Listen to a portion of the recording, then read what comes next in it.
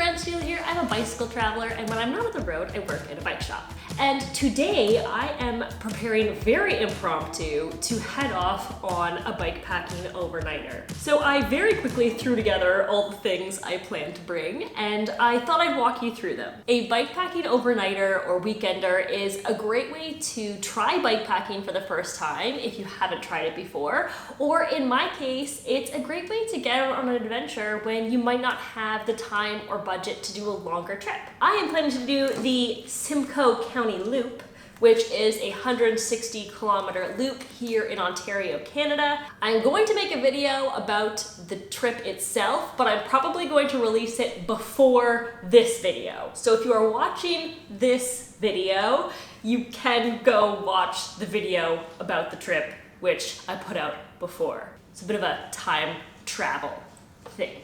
First, let's take a look at my bike and bags and all of the stuff that holds all of this stuff, and then I'll come back here and walk you through all this. This is my custom Surly Bridge Club that I built up last year. In terms of bags, I have this Ortlieb handlebar bag. I like always having a handlebar bag because there's some things you just want to have quick access to. In my case, it is usually my camera because I'm making videos, but it's also a great place to keep snacks, a map, your multi-tool, anything that is important and then you might want to have quick and easy access to.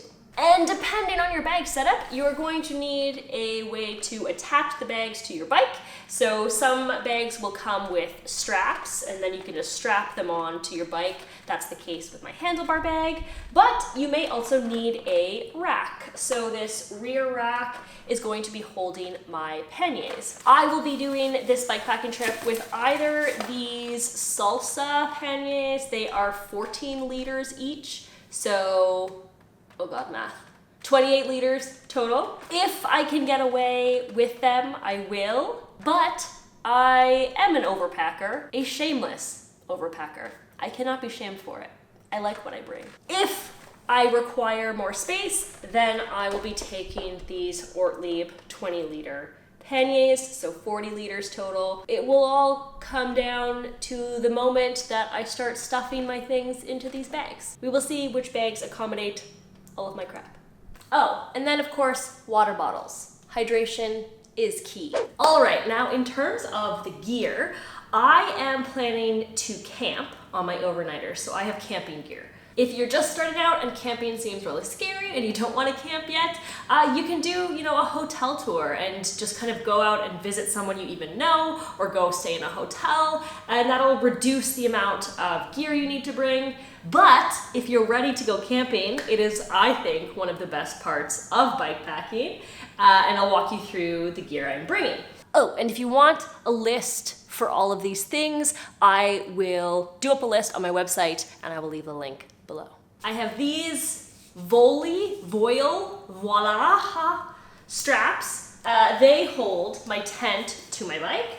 And this is my tent and my ground sheet and my stakes. This is the Big Agnes ultralight. There might be another word in there. I'm just gonna write it here, whatever it is. It is a 3-person tent. It is big time overkill for just me, but my 2-person tent is actually bigger and heavier to carry than this one, so we're bringing this one. This is a very nice tent. I love it, but financially it's a big investment. So when I started bike touring, I brought a secondhand tent. It was 10 years old. It did leak on me, but start with what you have. You don't need the fanciest gear, just start with whatever tent you can get your hands on. Then I have a camping mat. The first time I went camping, I went without a mat, and that was very cold because the ground is cold, so highly recommend getting some kind of mat. Sleeping bag, which I have compressed into this compression sack so it doesn't take up as much space. This is a little pillow, little sleeping pillow. Really not needed, I think, if you're like super starting out. I, for a long time, just bunched up clothes and put those under my head, and that's how I slept on my bikepacking trips for a long time.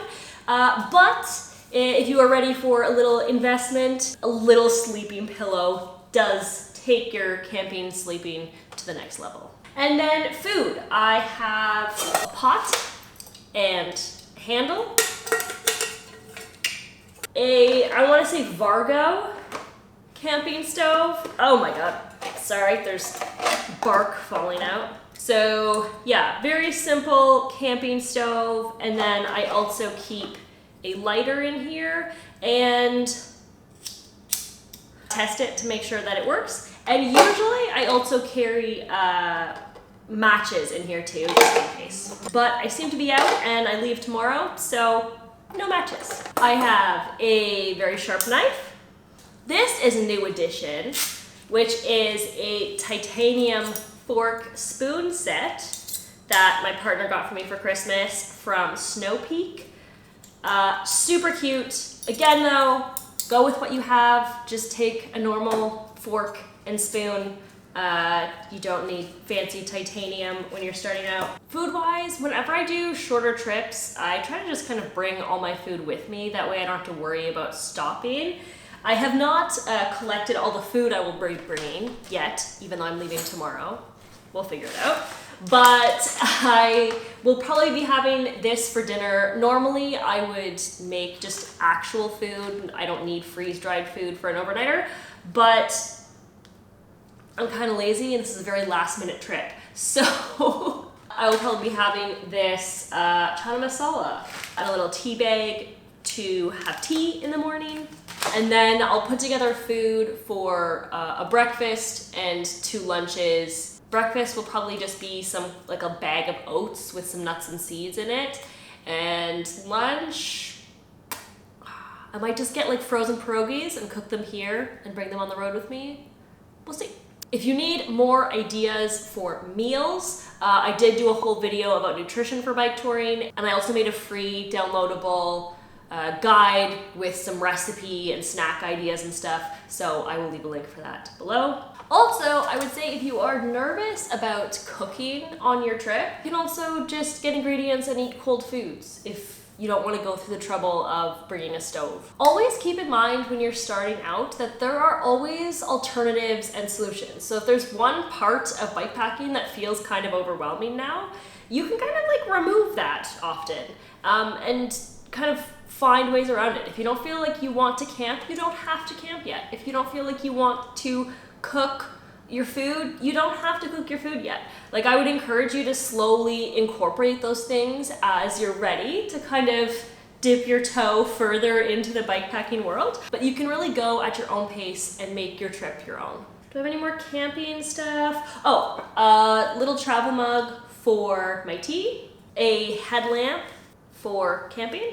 All right, friends, brief intermission just to say that if you are finding this video helpful and maybe after your overnighter or weekender you have a big exciting bike trip planned, I did make a workshop all about how to plan your first big bike tour. In it, we go through bikes and bags and gear and traveling internationally and budget and a whole bunch of other stuff. Basically everything I wish I had known when I was starting out planning my first bike tour. So if you want some extra support for planning a great big dream bike tour, I will leave the link for that workshop below. Where should I go next? Toiletries? Let's go toiletries. So because it's an overnighter, I'm going super basic on my toiletries. I have a toothbrush and a tiny thing of toothpaste. I have deodorant, so people want to be friends with me on the trail, sunscreen, and bug spray, because it is spring here, so both of these may be very needed. If I'm going on a longer trip, then, I bring shampoo and I bring face cream and that kind of thing, but it's a really short trip, so I feel like I can get by one night without those things. A little med kit. It has, Band-Aids, some medications, antiseptic wipes, antibiotic ointment, electrolytes. This is just kind of like my basic, I always keep it with me. I'm bringing chamois cream. If you aren't familiar, chamois cream basically helps with saddle sores, and I don't know if it'll be needed, but I haven't biked as much lately as I probably should have for the amount I'm about to bike over the next 2 days, so chamois cream may be helpful. This is a little quick dry towel, which I'm staying at a campground, so there will be showers and I can shower and use this. Not truly necessary for an overnighter. If you are trying to pack small and downsize your things, you could just be a little stinky for one day. You know, you don't have to shower. You can do like a little cloth wipe or baby wipe or something if you want. But I figure, might as well, I'll feel extra fresh the next day, you know? Personal preference. Power bank. This is an Anchor power bank. It is absolutely overkill for an overnighter. This recharges my phone for like probably 7 days in a row. So probably overkill, but I also don't want to rely on having to find an electrical outlet for this trip. So I'm gonna bring that in case. Let's go clothing. Clothing, I am bringing rain pants, my Showers Pass rain jacket. It's not supposed to rain. Part of why this trip is so impromptu is because I saw there were 2 nice days in a row and I was like, should I do a bike trip? So hopefully it doesn't rain, but I do not want to be unprepared because I'm very grumpy when I'm soggy. Then these are my night clothes. I have a t-shirt and comfy pants and a sweater. And then I have 2 sets of clothing. So these are chamois capris. So there's this little padding inside that helps your bum. It's spring here, so I feel like shorts may be a little too chilly for me personally. So I'm gonna go with the capris, and then I just have a t-shirt and a sports bra. And then, luxury, I am packing a different sports bra and a different t-shirt for the next day. Not truly necessary, right? It's just 2 days. You really can rewear your clothes both days. But I just like, you know, why not? Feel a little fresh the next day, you know? A linen shirt that will go over my t-shirt. 3 pairs of underwear. 1 for the first day, 1 for overnight, 1 for the next day. And before you come for me in the comments about the fact I wear underwear with my chamois shorts, because people have done that before, that's just what I prefer to do. I wear these Under Armour underwear with my chamois shorts.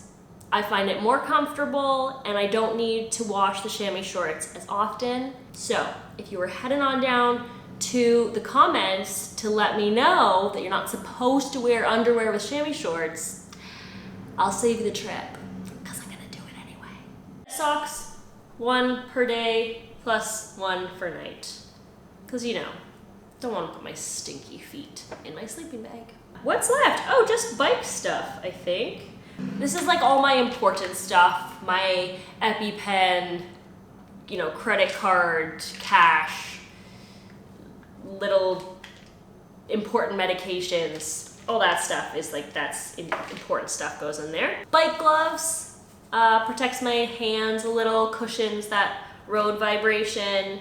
Sunglasses, because hopefully it is hot and sunny. Bike lights, front and rear. Hopefully I don't need to bike at night, but don't want to be unprepared.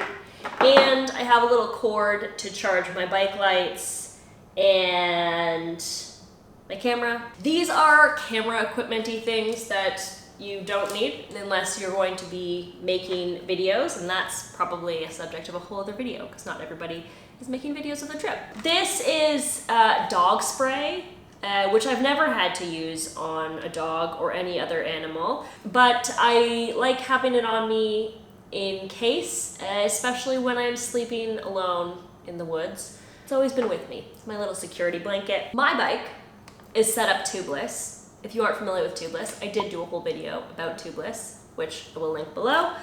But I don't feel like fiddling with my tubeless on this trip. So if for some reason my tubeless breaks down, I'm just gonna put in a tube. So I'm bringing a spare tube. I am bringing my little toolkit that has a multi-tool and electrical tape and normally zip ties, but I might be out of zip ties. Oh no. Try never to be out of zip ties. Zip ties are always great. Zip ties and duct tape are two things that are very helpful on any bike tour. I have a patch kit and I have tire levers. So hopefully I don't need any of that. Bike pump, a map. I've also downloaded a GPX file of the route. And a lock. This, I might bring my lighter lock, but it's currently on my other bike, so we'll see. Some kind of lock though, always key.